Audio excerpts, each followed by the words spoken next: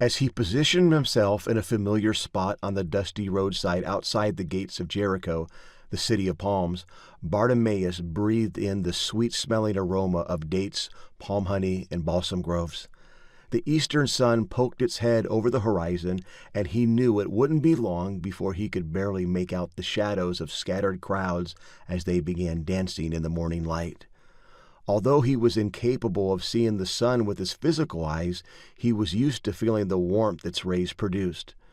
Through a lifetime of listening, Bartimaeus had learned how to measure the size of crowds by seeing with his ears, and they were rumored to swell to record proportions this very day because Jesus of Nazareth would be making the 15-mile trek up from Jerusalem. Like everyone else, Bartimaeus was fixated on him because of the monumental miracles that seemed to show up everywhere he went. Bartimaeus must have been physically fatigued and mentally exhausted from the humiliating but necessary act of begging each day just to survive. While this daily routine summed up his existence, I'm confident he dreamed of what it would be like to see, what it would be like to have a real job, and what it would be like to have a normal life. The thought, there has to be more, burned through his synapses every single day.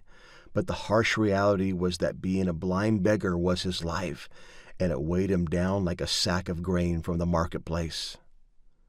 Encounter with Jesus. Bartimaeus' senses were locked and loaded on the fast-moving crowd. He could feel the excitement in the air and taste the dust kicked in his direction. Jesus was coming.